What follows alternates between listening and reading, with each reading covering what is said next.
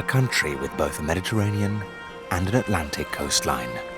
Spain is the fifth largest economy in the European Union.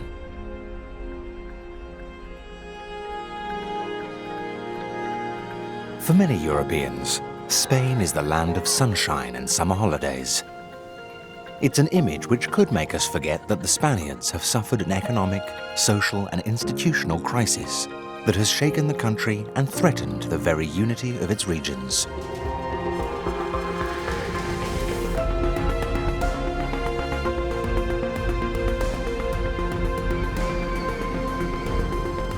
As Spain is getting back on its feet, let's spend a day from dawn to sunset discovering how the entire country is redefining its development models and reorienting its priorities for the future.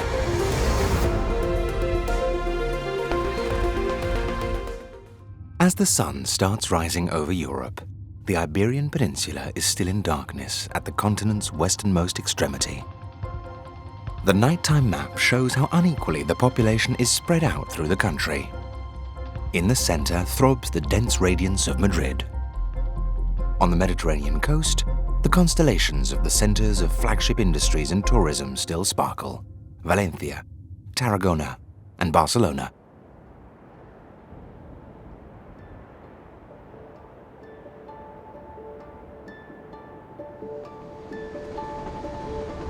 It's 6 in the morning, and a high-speed train of the Alta Velocidad Española network is crossing the slumbering Sierra Morena.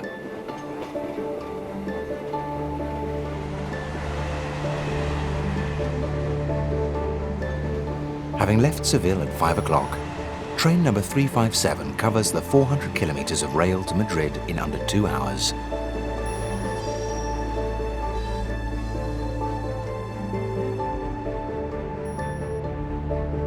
At the same time, on the Costa Blanca, in the town of Benidorm, the deck chairs are being lined up on the beach. This birthplace of seaside tourism is preparing to receive, as it does every day, 500,000 people.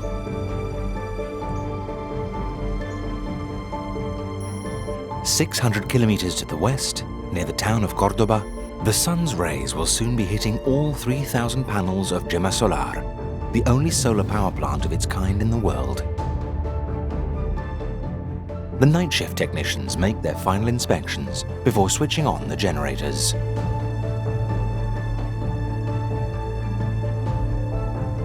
It's 7 o'clock and the sun is rising over Spain. 900 kilometers to the northeast, at the heart of Navarra, San Fermín, the festival of the city of Pamplona, got underway 2 days ago. Only the Rio de Janeiro Carnival and Munich's Oktoberfest attract more people. Behind the fences or hanging over balconies, spectators watch the runners warming up, because it will soon be time for the encierro, or bull running, to begin. For generations, these animals have been bred by just 4 families, and every year the strongest and largest are brought to Pamplona for the festival.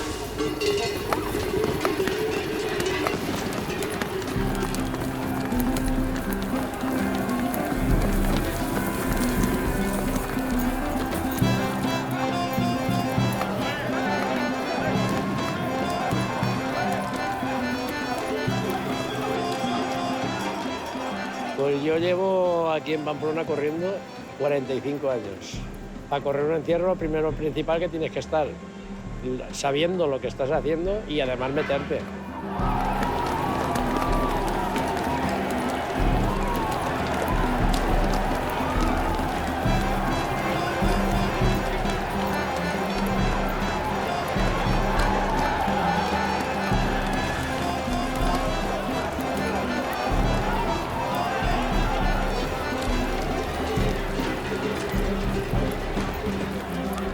Porque esto es un riesgo, aunque no queramos es un riesgo.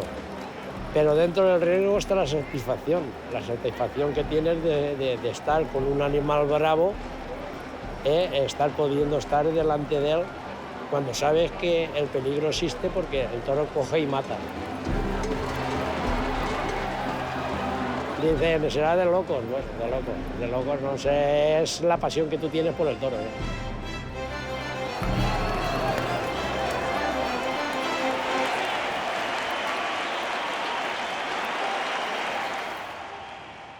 Navarra is one of the 17 autonomous communities which make up Spain. It's a historic parceling up of the territory that was reinstated in 1978 after 40 years of dictatorship and centralism.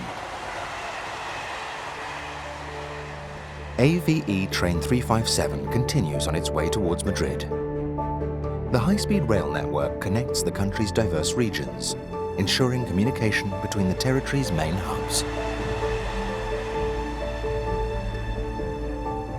Seen from the sky, the kilometers of rail which snake through the countryside remind us that Spain created this infrastructure in Europe's second most mountainous country after Switzerland. To strengthen the central power of Madrid, the first democratic governments launched the construction of a 3,000-kilometer high-speed rail network. This layout radiating from the capital now covers the country's main travel routes, making Spain the world's second high-speed rail power after China and well ahead of France.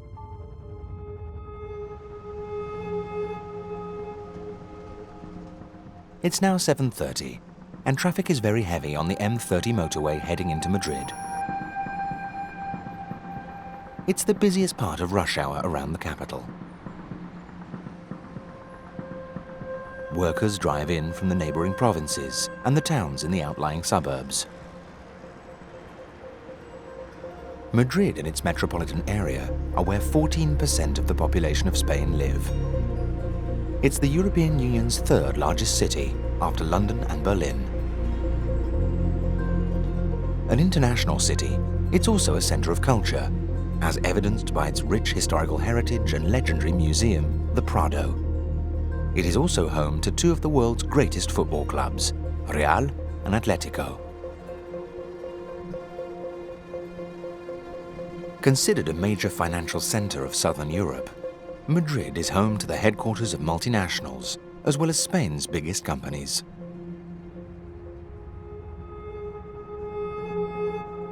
In the business district, the modern skyscrapers of Spanish banks rub shoulders with the Palacio de Oriente, one of the biggest royal palaces in the world. In Puerta del Sol, the public square which is kilometre zero of Spain's radial network, the workers' shadows are cast by the early morning light. It's 8 o'clock in the morning. The air traffic at Madrid airport is also very dense. There are 50 flights a day between the capital and its Catalan neighbour Barcelona.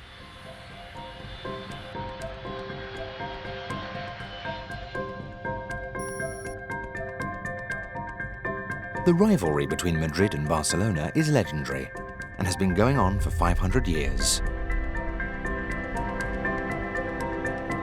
Even today, the two economic engines of Spain are neck and neck. Madrid produces 20% of the country's wealth, Barcelona, 19%.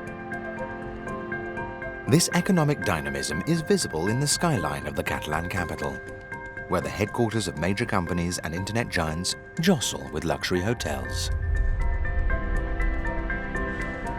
Because of its geographical position, the capital of Catalonia is necessarily turned outwards to the world. One of Barcelona's great assets is the activity of its port, the third largest in Spain, after Valencia and Algeciras. In 2017, the value of Spain's exports reached 277 billion euros, growing faster than those of its European neighbours Italy, Germany and France. Beating all the other regions of Spain, Catalonia alone accounts for a quarter of these exports.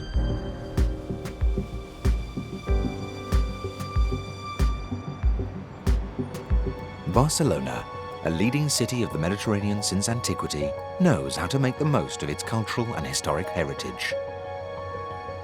Every year, 7 million flock here from around the world to discover the beauty of its monuments and parks.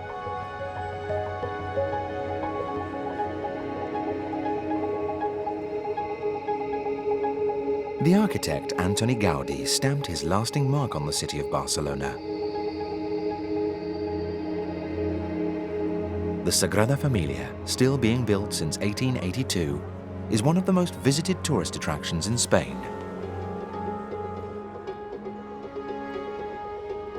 At the forefront of industrialization at the beginning of the 19th century, Barcelona underwent several upheavals in order to extend its territory and economic activities beyond its medieval ramparts. From the sky, we get a full appreciation of the rational nature of Ildefonso Cerda's town planning, devised in 1856.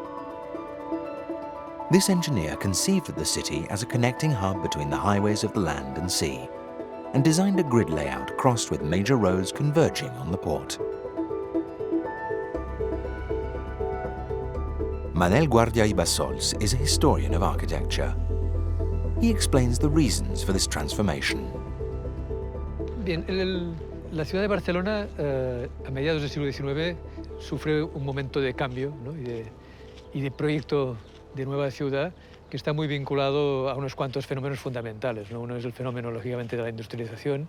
Luego están los cambios tecnológicos en los transportes, la nueva navegación a vapor y el ferrocarril. Este es un aspecto muy importante porque además es el momento en el que se está ya construyendo el canal de Suez. La apertura del canal de Suez hace pensar en que hay que renovar todo el sistema portuario.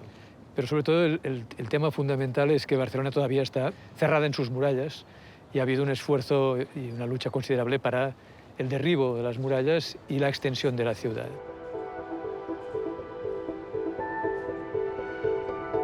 When Franco's dictatorship came to an end, Barcelona built up part of its coastline to develop industry. The serious economic crisis of the 1970s put a brake on the momentum. Then, towards the end of the 1980s, the town launched itself into its last great urban upheaval, preparing for the 1992 Olympic Games.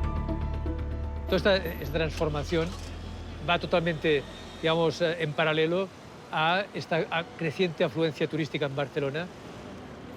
Entonces, lo que en realidad es un gran éxito acaba siendo algo que desborda de algún modo las previsiones y empieza a crear tensiones de tipo social en muchos barrios, ¿no?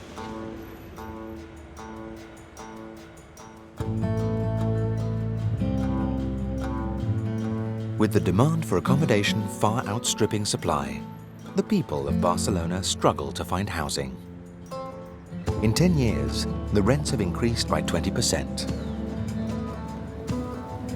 In this difficult social context, the council decided to act, making access to housing a priority. In the very centre, in the Born neighbourhood, Eira lives at number 49 Carrer de la Princesa, in a housing cooperative which offers flats at reasonable prices to residents of the city.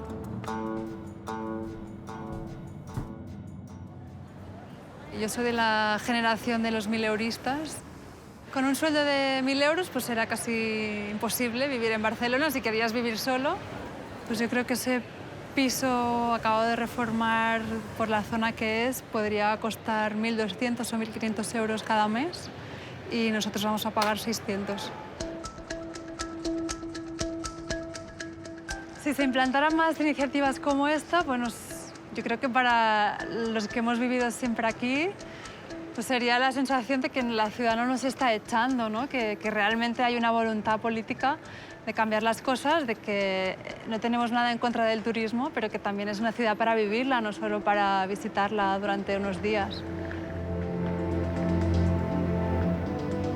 In Spain, a major part of people's assets are in bricks and mortar. After the dictatorship, as the country was relaunching itself, the property-owning culture was a powerful driving force of the economy.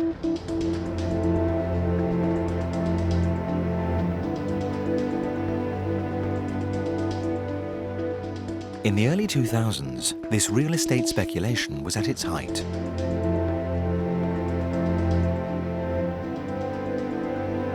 In 1998, the government of José María Aznar passed a legislative reform facilitating the granting of construction planning permissions. At the same time, banks made it easier to get credit. Across the country, cranes sprang up, and a fever for construction gripped Spaniards of all classes. At the time, the building sector employed 15% of the active population. Housing estates and other infrastructures mushroomed all over the country. Between 2002 and 2007, 600,000 homes were built per year, mainly on the outskirts of the major cities and along the coasts. more than 3 times as many as in France, Italy, and Germany combined. But the worldwide financial crisis deprived 2 million Spaniards of their jobs in 2009. In 3 years, the unemployment rate rose from 17% to almost 25%.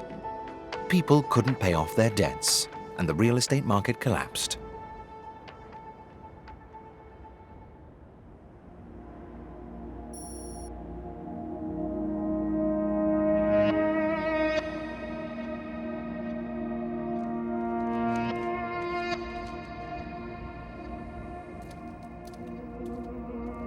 Since 2010, Markel Redondo has been traveling throughout Spain, photographing and filming these places where the construction remains unfinished because of the crisis.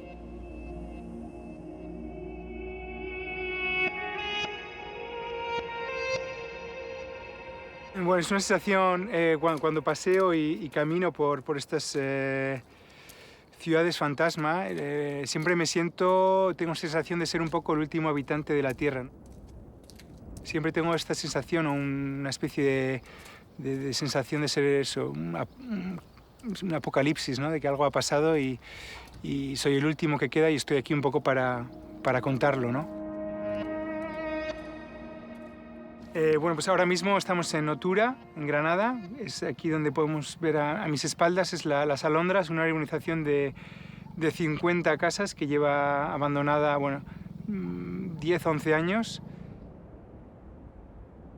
Pero en la mayoría de los casos en España, las construcciones, urbanizaciones que no se llegaron a acabar, y donde las constructoras desaparecieron, quebraron, todas esas urbanizaciones se devolvieron a los bancos, que fueron las que dieron los préstamos en un primer momento, y ahora mismo pertenecen a ellos, y son ellos que no tienen interés de acabarlas o de destruirlas porque es muy costoso. Entonces han quedado en una especie de limbo donde nadie se quiere realmente ocupar de ellos.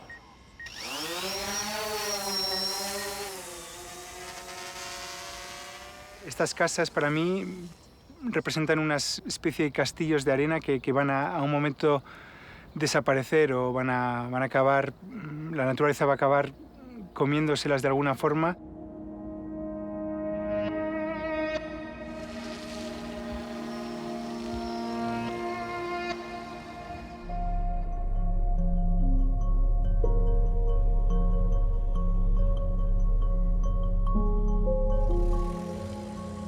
Esto es el contraste que hay en España, que hay muchas casas que están construidas, nuevas, listas para vivir, pero hay mucha gente que necesita casas para vivir. Tenemos gente que está siendo echada de sus casas, gente que no tiene dónde vivir, y hay al mismo tiempo este problema de casas vacías, ¿no? Que no tienen gente para vivir.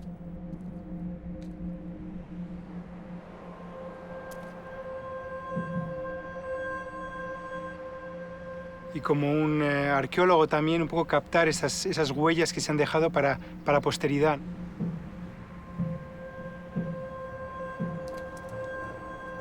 Y que, bueno, dentro de unos años o que sirva como un archivo histórico, ¿no? Para poder analizar a nivel, bueno, histórico, documental, y que no se vuelvan a cometer esos errores en el futuro.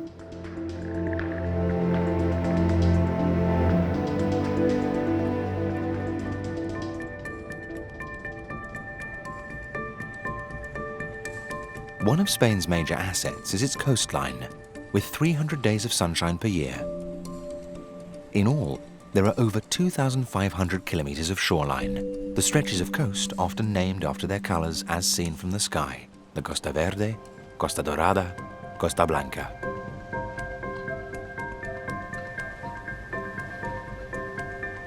But it's on the Costa Blanca that the holy trinity of sun, beach, and fun has made Spain one of the big-hitter nations in the club of international tourist destinations.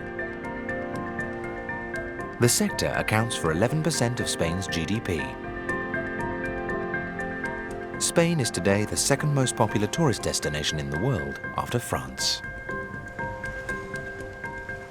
In the province of Alicante, there's a town which sums up the entire history of seaside tourism in Spain. Its name is Benidorm.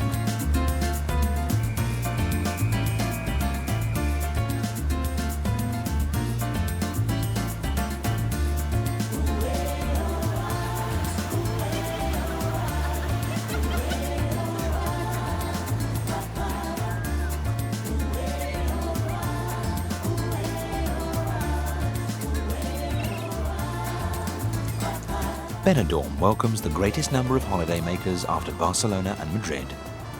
The sunny climate is a magnet to European pensioners, mainly from Germany and the UK. The port no longer abounds with fishing boats as it once did. Only a few families still make their living from the sea. The others all work in tourism. Ya en el 60. ¿Quién solo lleva a pensar todo esto? En el 63 ya era Benidorm. Ya iba para arriba. Ya iba para arriba, ya se veía que iba a ser una gran ciudad, pero yo me acuerdo las pesetas que me daba para allá, o Ferrandis, por llevarlos, o al padre del Nereida, por llevarlos a la isla a bucear, nosotros con remo, 2 niños, el que te he dicho, el catalán.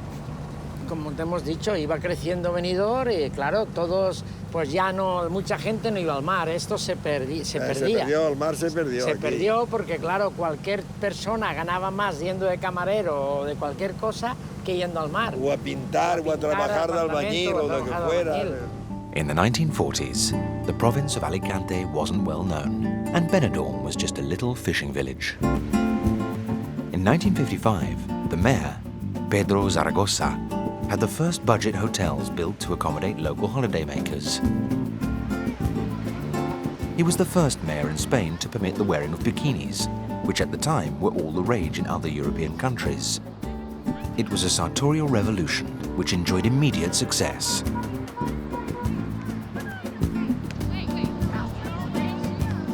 From 1963, in order to accommodate mass tourism, new laws allowed construction without height limits to increase the supply of hotel rooms.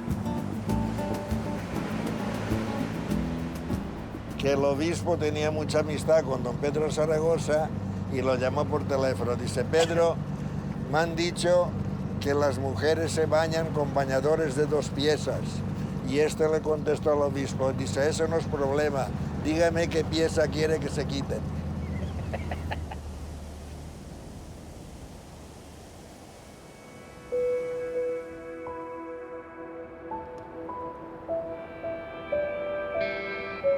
Spain's territory shows a very marked contrast between densely populated areas and totally protected nature reserves. –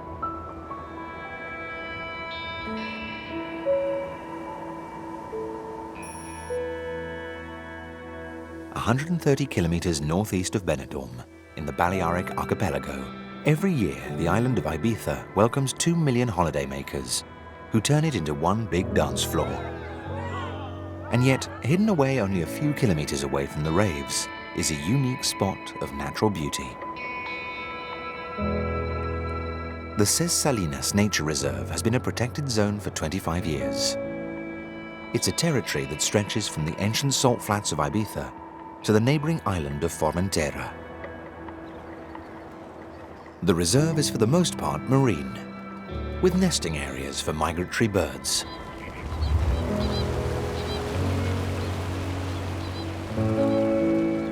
Since the 1980s, 48 UNESCO-recognized biosphere reserves have become biodiversity conservation zones.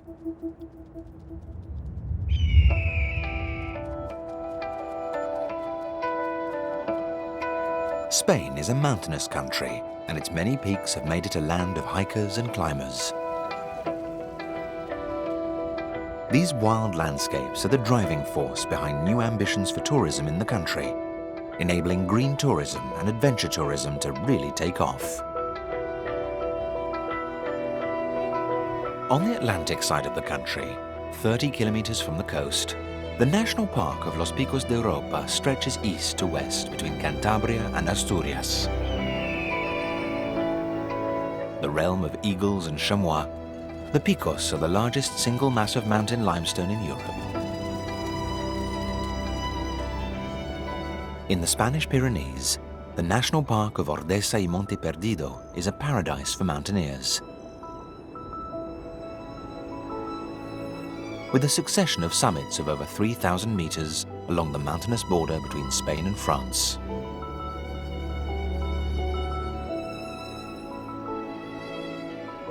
Further south, the Natural Park of the Sierra de Guara has numerous gorges listed among the most beautiful in the world. A mecca of canyoning and climbing, the site is attracting ever more visitors in search of thrills.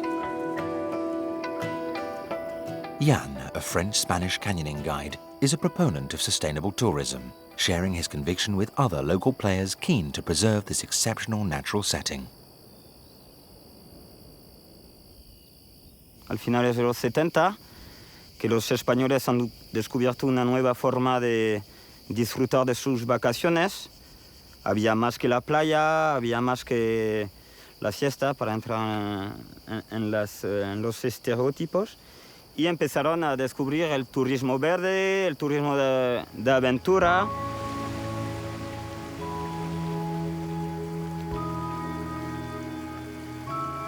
El desarrollo y la masificación de este turismo en los últimos años conlleva consecuencias que hay que gestionar de manera sensata, teniendo en cuenta los intereses económicos de los actores de la zona, pero también la naturaleza, vivimos de ella. Y no podemos machacarla si queremos disfrutarla más años.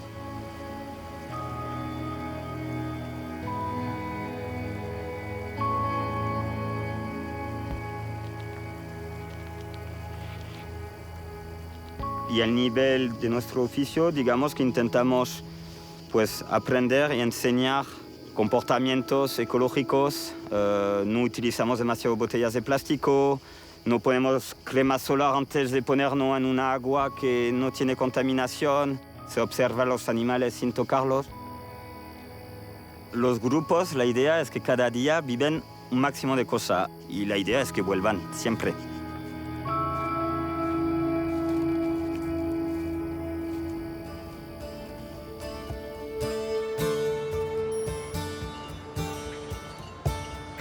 While tourism has helped Spain open up to the world and strengthen its economy over recent decades, there is another sector in which Spain is now the European leader: fishing.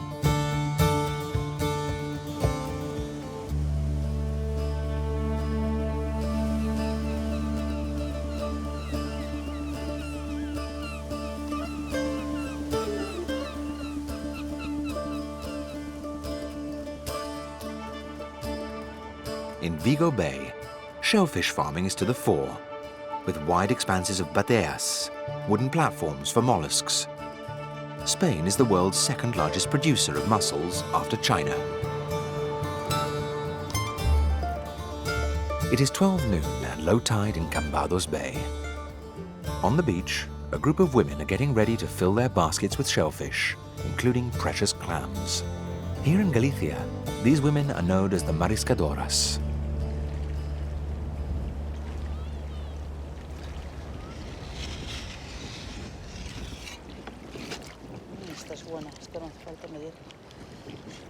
Bueno, ahora voy a medir. Si queréis acercaros, este está ahí, le falta crecer un poquito.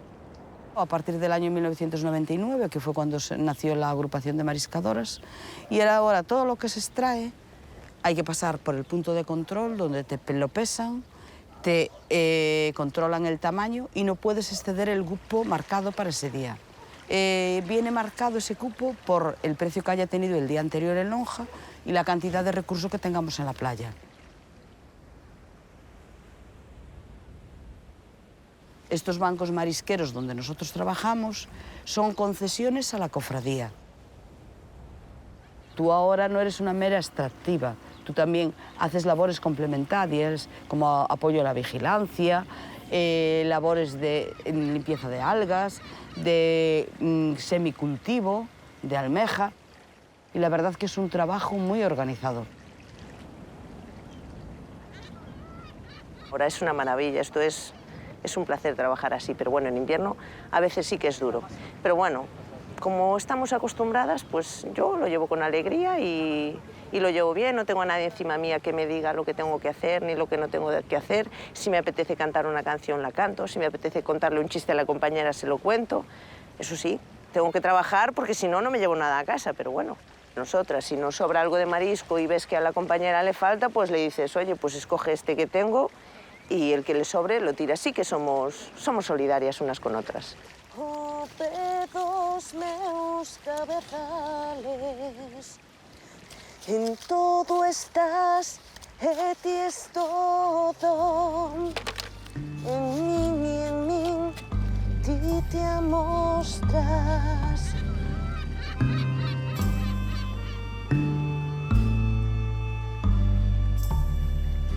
The mariscadoras start their day's work depending on the time of the tide, but there are no restrictions on how long they can stay.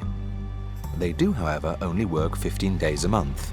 The quotas have been agreed on between the confraternity and the local fisheries ministry to manage this natural resource, which is their living. The shellfish from Cambados and their neighbouring cooperatives are famous throughout Spain and are now also being exported to the rest of Europe.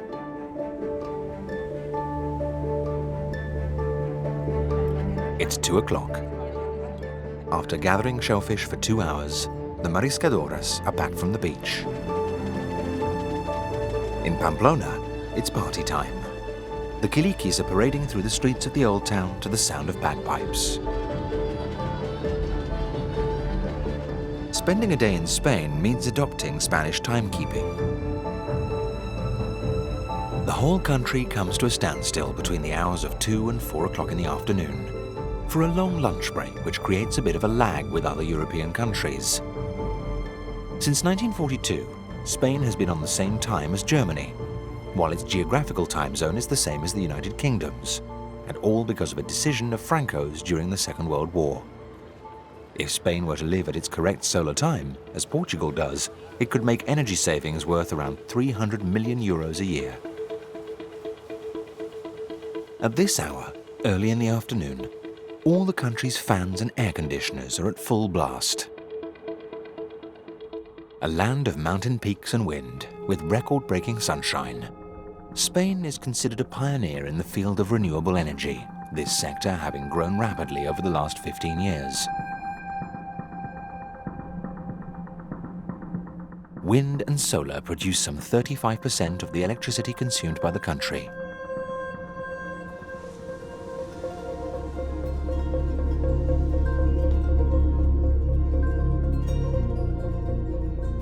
With more than 1,000 wind farms throughout the country, the production of wind power has more than doubled in under 10 years. Spain is now in European second place after Germany.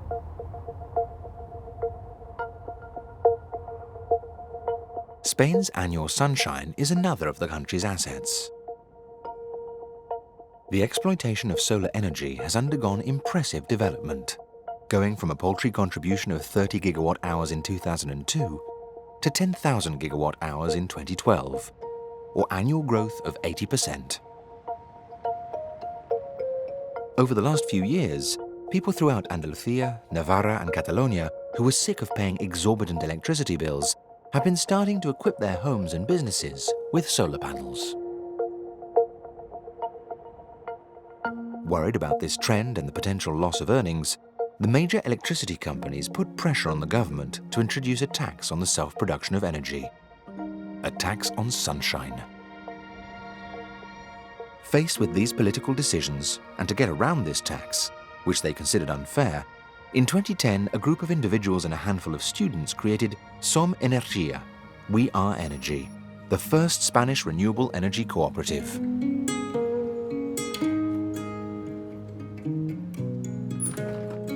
Bona tarda, que és la Mariona. Soc el Manel, de Sud Renovables. Què tal? Bé. Jo diria que la majoria d'energia que es produeix a Espanya és de les nuclears, no? I fins i tot n'hem de portar de fora. I és molt poc racional i congruent, no? Com hem de portar energia de fora o fer-la d'una font energètica que pot ser molt perillosa quan tenim un sol fantàstic? Hi ha 3 quadrabolles. Una de l'escala, l'altra de l'estudi... El projecte en si, que ens ha proposat Som Energia, és claus en mà. D'aquí uns anys ens sortirà molt més a compte. L'energia ens serà més barata, de manteniment només de les plaques, i, a més, tindrem una amortització més ràpida perquè ens beneficiarem d'unes reduccions dels impostos locals.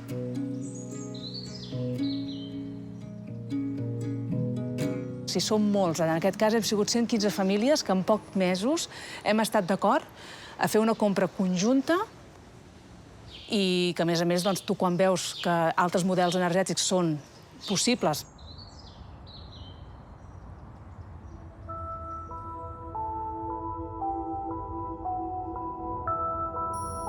At the other end of the country, 60 kilometers from Seville, is another project for producing energy from sunshine. But this is on a totally different scale. Only by flying over the installation can one really get a feel for its size.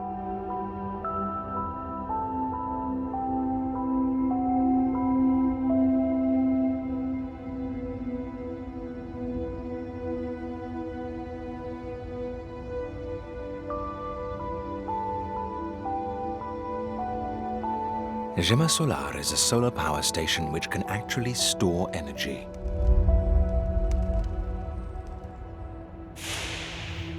A world first in the history of renewable energy. With its mirrors, it can produce electricity 270 days a year, which is up to 2 or 3 times more than wind power or other renewables.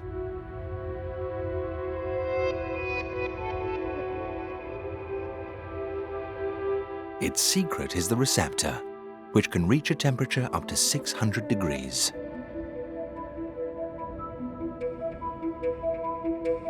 This power station consists of 2,650 mirrors, forming a gigantic mandala over 185 hectares of countryside.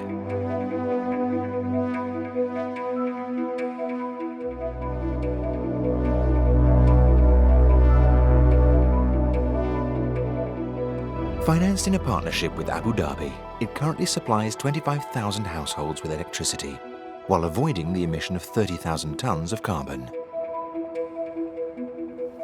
Right now, Spain is leading the world when it comes to new advances in renewable energy technology.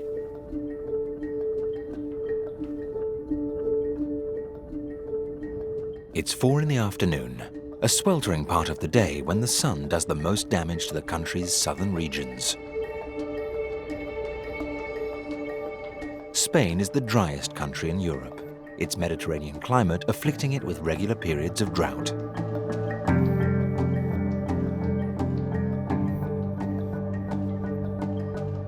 The inadequate rainfall and dry climate mean that water shortages are a constant source of concern for the Spanish.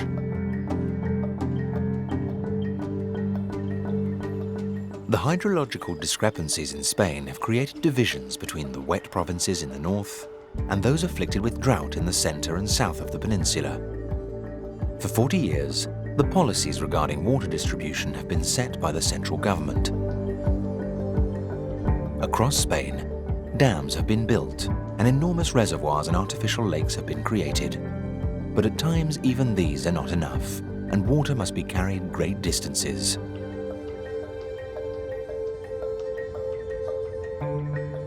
Miles of aqueducts snake through the country, carrying water from province to province.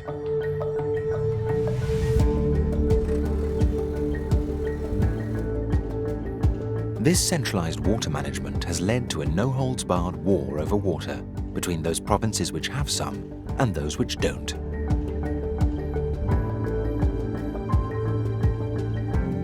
Naturalist and spokesperson for the preservation of the Tagus, Miguel Ángel Sánchez studies the problems caused by the transfer of water between provinces.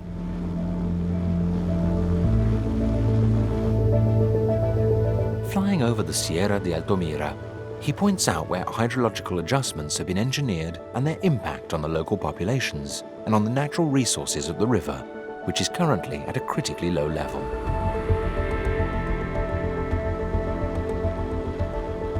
No, toda esta agua que estáis viendo aquí está almacenada para irse por el trasvase. Es decir, este agua, aproximadamente el 20-30% del agua del Tajo se va para el Tajo y el 70% restante se va para el trasvase.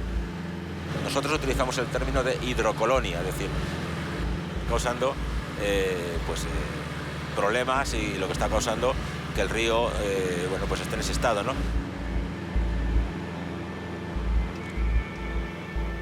Desde el trasvase aquí se bombea el agua por los tubos del trasvase y de aquí empieza el canal que durante 300 kilómetros se lo lleva prácticamente a la otra punta de España, ¿no? The Tejas-Segura water transfer is one of the largest works of hydraulic engineering ever achieved in Spain.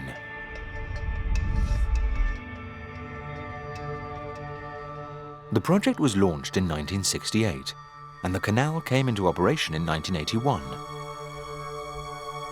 292 kilometers long, the system transfers 600 million cubic meters of water per year, a quarter of which goes to urban use. 3/4 is for agricultural irrigation.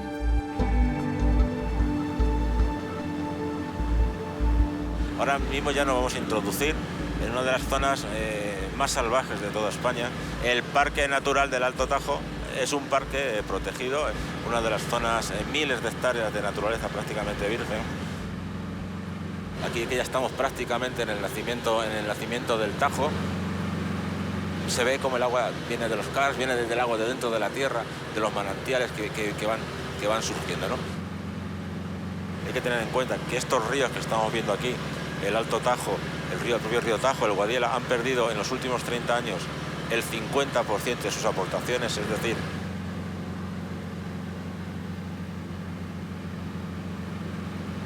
estos territorios vacíos del interior peninsular, que se ha utilizado su agua para producir energía, para que crecieran el País Vasco, Cataluña, Madrid.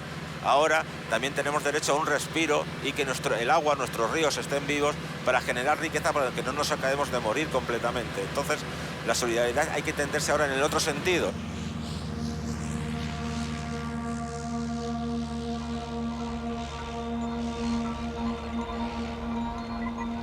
In the south of Spain, there are areas where the water consumption is beyond all comprehension. On the Andalusian coast, to the west of Almería, a unique landscape stretches as far as the eye can see. This plain of 40,000 hectares, right up to the mountains, is totally covered in greenhouses, echoing to the drip, drip, drip of automated irrigation. This is El Ejido, the European capital of intensive agriculture.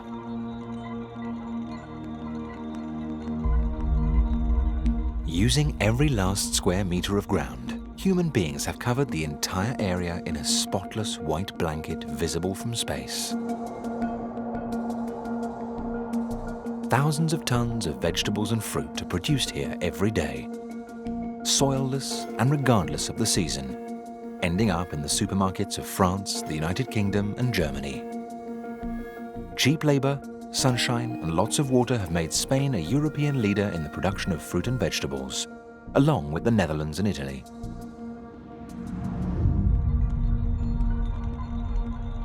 This model of intensive farming has exhausted the groundwater. They now have to drill to a depth of 600 meters to find any water. And no one knows how long it will be before the underground fossil water reserves run out.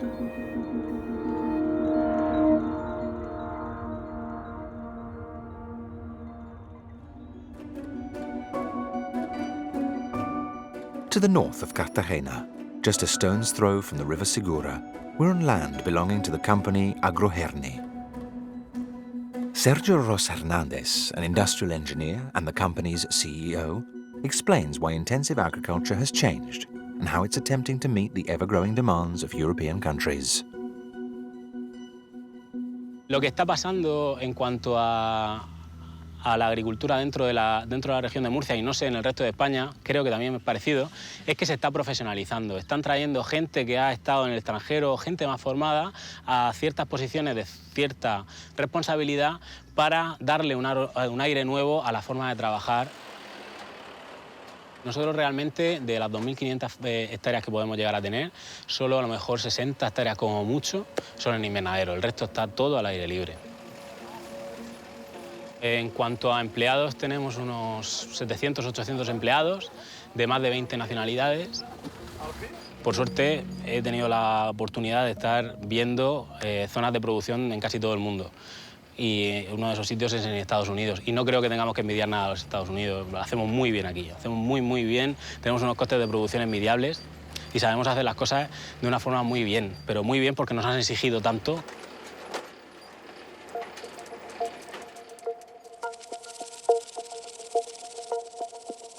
El futuro debería ser un pacto nacional, un pacto de Estado. Debería ser algo que tú me dijeras, oye, en 10 años, ¿te acuerdas la pregunta que te hice? Ya no te la harías la vida, porque siempre tenéis agua y está todo controlado, tenéis distintos planes, tenéis el plan A, que es un trasvase, que siempre te llega agua, tienes el plan B, que son desaladoras, y tienes el plan C, que es otra cosa que a lo mejor no se ha inventado. Nuestros clientes vienen desde cualquier parte de Europa, incluso Oriente Medio y en ocasiones incluso más lejos. Y es donde nosotros exportamos el 80-85% de lo que terminamos vendiendo. Y en España solo se queda el 15 o el 20% de lo que realmente producimos.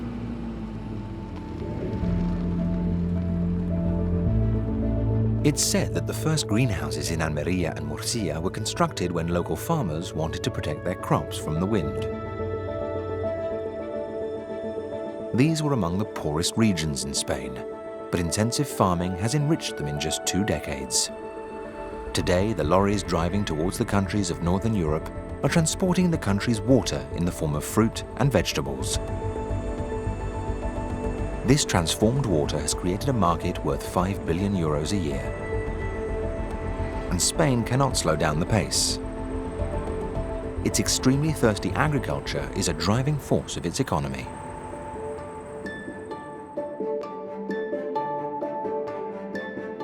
It's 9 o'clock, and night is falling in Spain.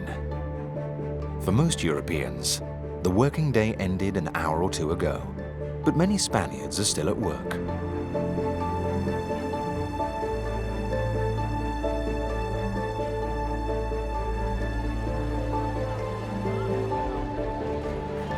In Pamplona, the festivities continue in the main square.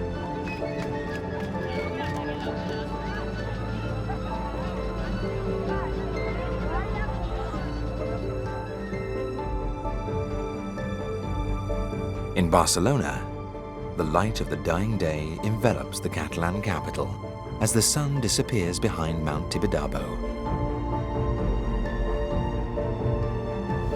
From the control tower, an operator guides a last liner towards the port's exit. Throughout the country, the streets will be busy for hours yet. It's not for nothing that Spain earned its reputation as a nation of night owls.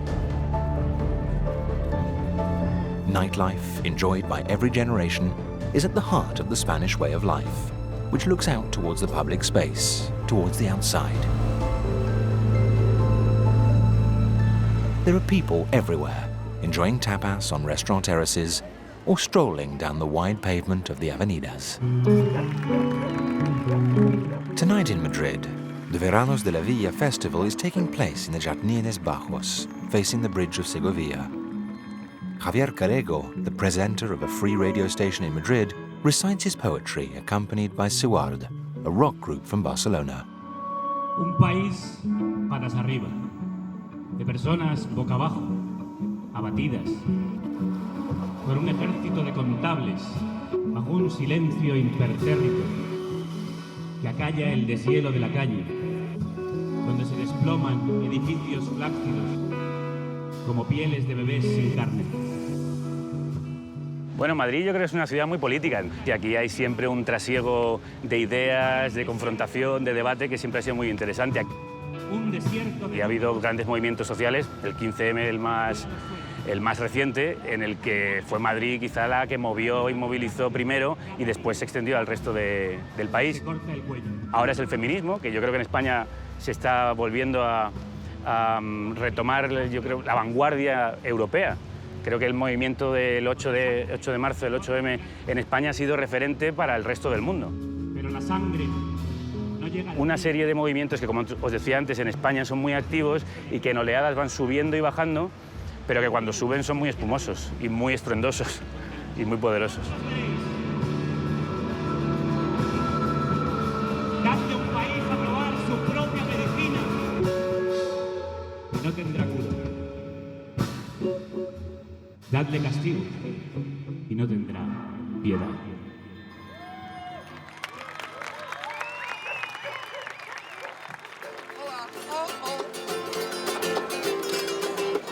Tonight, there's a party mood in the squares and streets, and the rhythms of this nightlife echo throughout the country. The social and economic crisis of the last 10 years has seriously challenged the country's future, and the Spanish have risen in response. Still awake in a country which goes to bed late and is early to rise, the youngsters raise their eyes to a sky sparkling with the hope of a country looking boldly towards the future.